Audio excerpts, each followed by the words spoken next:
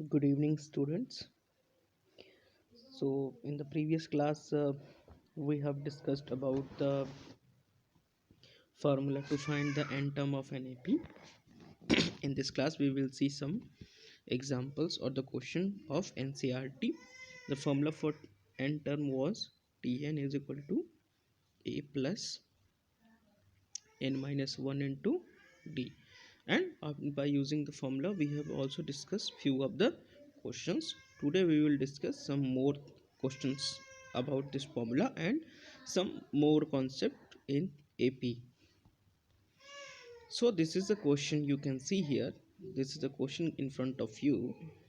This is a question of exercise 5.2. It is here in the following AP. Find the missing terms in the boxes. So the first term you have to find out, you have to calculate the term, you have to calculate fourth, fifth. You have been given only the second term and the sixth term. Now you'll use the formula. You will find two equations, that is now a2 is equal to a plus 2 minus 1 into d will give you is equal to 38, means a plus d is equal to 38. Also a6 is equal to a plus 6 minus 1 into 2 is d is given 7 to minus 22. So you'll use the formula, you will get the value a plus 5d is equal to minus 22. Now uh, you have been given two equations. Equation number 1 is this, equation number 2 is this. Now you will use linear equation concept. Which concept? Linear equation concept. So by the linear equation concept, you can subtract equation 1 from 2. You will get the value of d is equal to minus of 15. You will get the, यहाँ से d की value आपको minus 15 मिल जाएगी. ठीक है. Next, अब D की value मिल गई तो मैं किसी भी एक क्वेश्चन में पुट कर देता हूँ, तो मेरे को ए की वैल्यू यहाँ से, ये देखो ये ए की वैल्यू आ गई. ठीक है. Easily I can able to find out the value of A is 53. So now if I got a, so I can calculate the series is what, a plus d, then a plus 2d, then a plus 3d, and so on. So likewise my AP series will be like here. I am sure सारे students को ये concept समझ में आ गया होगा. चलिए next questions देख लेते हैं हम यहाँ पे. Find the 31st term of an A P whose 11th term is 38 and the 16th term is 73. Same concept है. फॉर्मूला लगाएंगे a plus n minus 1 into d. A 38 दे रखा है, a 16 73 दे रखा है. फॉर्मूला में सेट करेंगे तो a plus 10 is equal to 38 और a 16 इज इक्वल टू 76, तो a plus 15 is equal to 73. अब यहाँ से दो रिलेशंस हमें मिल जाएंगे, ये देखिएगा. तो दोनों रिलेशन से हमने इसको सॉल्व आउट करके यहाँ से डी फाइंड आउट करा. डी फाइंड आउट करने के बाद वैल्यू रखेंगे तो यहाँ से ए मिल जाएगा. अभी हमको ए मिल गया. अब आपको 31st टर्म निकालनी. 31st क्या हो जाएगी, ए 31st जाएगी A 31st will be A plus 31st minus 1 into 7, that is D is equal to 178. Answer आपका आ जाएगा. आई होप ये सारी चीज़ें बहुत ही क्विक आसानी से आपको समझ में आ जाएंगी. डू वन थिंग, आप वीडियो को पॉज करके स्क्रीनशॉट ले सकते हैं और आगे से सॉल्व कर सकते हैं. ठीक है. चलिए देखते हैं नेक्स्ट क्वेश्चन अगर कोई हो तो. नहीं, ठीक है, ये क्वेश्चन हमारा यहाँ पे वन. ओके स्टूडेंट, इस तरह से एन टर्म हमने अभी फाइंड आउट करना सीख लिया था. अब हम लोग सीख रहे हैं यहाँ पे अरिथमेटिक मीन्स फाइंड आउट करना. What we are going to learn here, arithmetic mean. Today we will going to learn arithmetic mean. आइए देखते हैं इसमें इसकी डेफिनेशन क्या होती है और इसको कैसे सॉल्व आउट किया जाता है. ठीक है. नेक्स्ट पे हम आते हैं. Arithmetic progression consist of arithmetic mean होता है the term that lie between any two non successive terms of an A P are called arithmetic mean. Two non successive, successive का मतलब ये होता है, जैसे मान लीजिए मैंने यहाँ 1 लिखा, यहाँ पे 2 लिख दिया, तो 1 के बाद इसका सक्सेसिव क्या है 1 और 2, ये 2 है. दैट मीन्स किसी भी नंबर में अगर 1 ऐड करने के बाद जो नेक्स्ट नंबर आ जाता है वही उसका क्या कहलाता है, सक्सेसिव कहलाता है. ठीक है. अब जैसे मान लीजिए मैंने 3 नंबर्स लिखे ए बी सी. सो ए और सी क्या है, नॉन सक्सेसिव. क्या होंगे, नॉन सक्सेसिव. अगर ये नॉन सक्सेसिव हैं तो यहाँ पे इनके बीच में कौन सा नंबर आया, बी. कॉमन क्या आया, बी. सो बी क्या हो जाएगा, यहाँ पे बी आपका जो हो जाएगा वो अरिथमेटिक मीन हो जाएगा. क्या हो जाएगा, अरिथमेटिक मीन हो जाएगा. एग्जैक्टली. ओके. तो what is non successive means, कि कंटिन्यूएशन नंबर्स नहीं होने चाहिए. ठीक है. नेक्स्ट हम देख लेते हैं, एग्जाम्पल्स में चेक करो. अब बात कर रहा है कि consider A P -2 0 4 can you find the arithmetic mean of 2 and -2 2 and -2 yes -2 0 2 what is in between 0 so the answer is 0 the answer is 0 so you can see here the term -2 and 2 are non-successive and hence the term between them is 0 thus the arithmetic mean of -2 and 2 is 0 here I am sure कि ये चीज़ें आप लोगों को clear हो रही होंगी ठीक है आगे नेक्स्ट अभी चलते हैं अभी पूछ रहा है कि अर्थमेटिक मीन निकालना है हमको 0 और 4 का इस एपी में ठीक है अब यहाँ से आप देख लीजिए 0 कहाँ पे है क्या 0 और 4 नॉन सक्सेसिव हैं आप कहेंगे यस सो इनके बिटवीन में कौन सा नंबर है 2 कौन सा नंबर है 2 तो क्या आंसर होना चाहिए सही आंसर होना चाहिए आपका 2 सही आंसर क्या होना चाहिए 2 आइए देखते हैं कि आंसर सही है या नहीं ठीक है सो as the term 0 and 4 are non-successive and the term between them is 2 thus the arithmetic mean of 0 and 4 is 2 thus the arithmetic mean क्या हो जाएगा 0 और 4 के बीच में क्या हो जाएगा 2 हो जाएगा इतनी सी बात सबको समझ में आ रही है इतनी बात क्लियर है ठीक है आगे नेक्स्ट देखते हैं नेक्स्ट अब नया कॉन्सेप्ट आता है कि क्या दो नंबर्स के बीच में हमारे पास दो अरिथमेटिक मीन हो सकते हैं क्या जैसे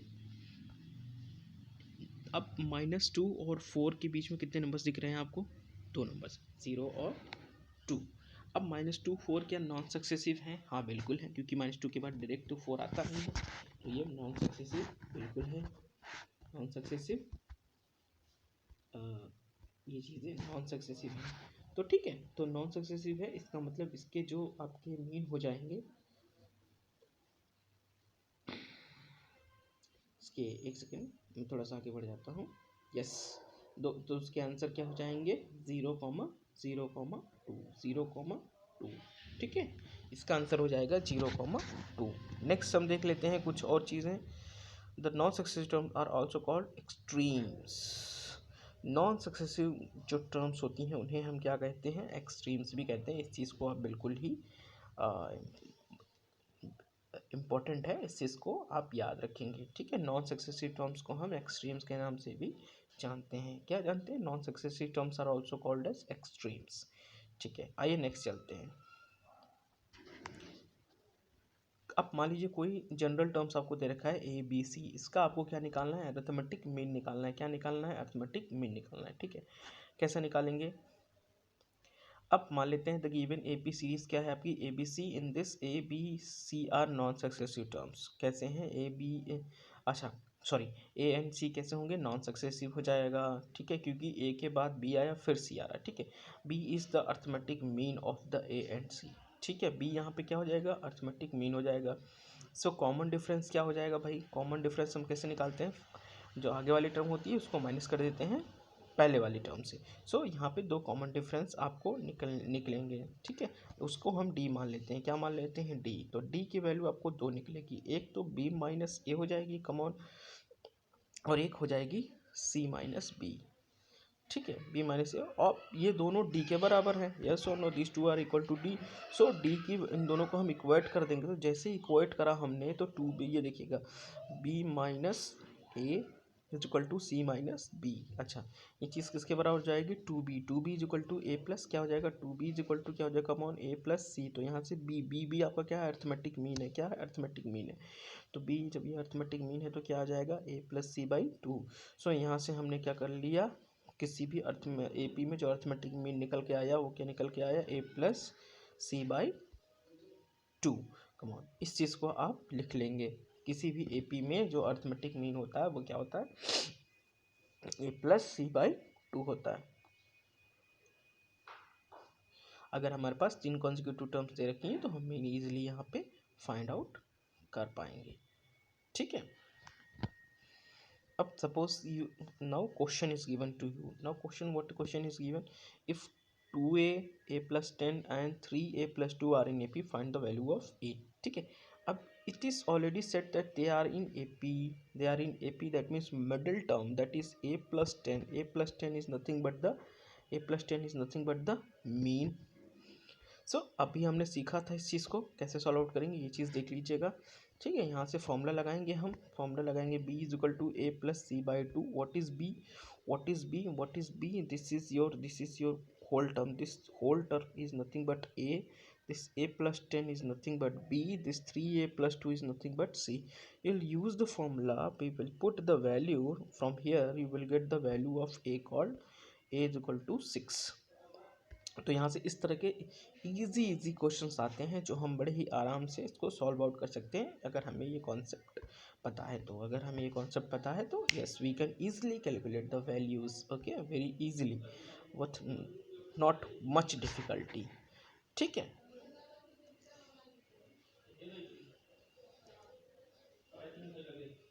अब हम कुछ क्वेश्चंस ऐसे देखेंगे जो बोर्ड एग्जाम्स में इस तरह के क्वेश्चंस आपसे पूछे जाते हैं।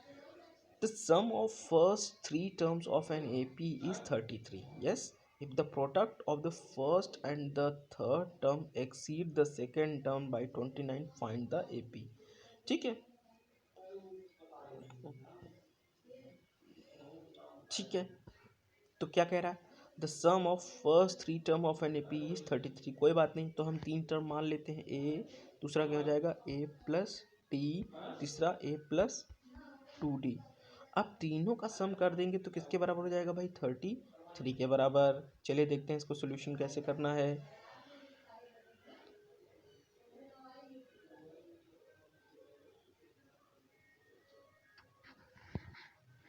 अच्छा, अब इसको हम क्या करेंगे, थोड़ा सा मैं इस तरीके से कर रहा था लेकिन ऐसे नहीं करिएगा।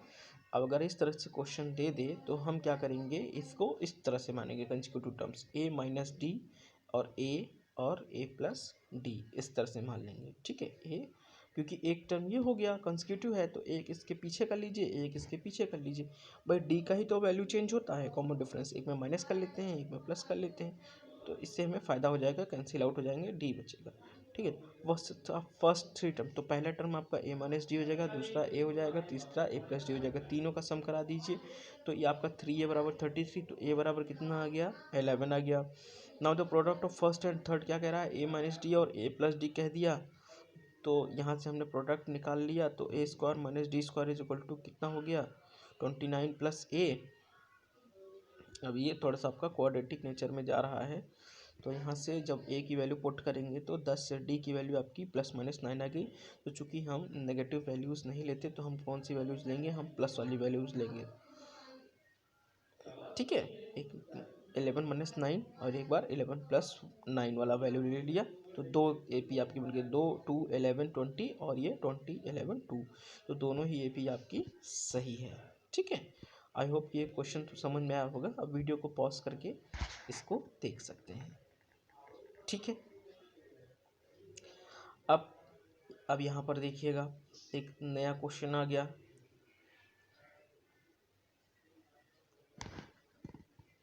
कि the sum of four consecutive numbers in an AP 32 and the ratio of the product of the first and the last term to the product of the two middle terms is 7:15, find the numbers. कोई कुछ नया नहीं है, सब कुछ वैसे ही है। आपको क्या करने हैं, टर्म्स को एज्यूम करना है, उसके बाद जैसे कह रहा है उसको उसमें सॉल्व आउट कर देना है। तो जैसा कि प्रीवियस हमने कहा, जैसे ही कॉन्जिक्यूटिव कहे आप यहाँ से उसको बाइफरकेट कर लीजिए। जैसे चार टर्म्स कहा तो ये बीच का हो गया, ठीक है, ये आपका देखिएगा a minus 3d, a minus D और ये a plus D and a plus 3d, ये चार टर्म आपके हो गए। ठीक है, ये चार टर्म्स आपके क्या हो गए, AP के हो गए। ठीक,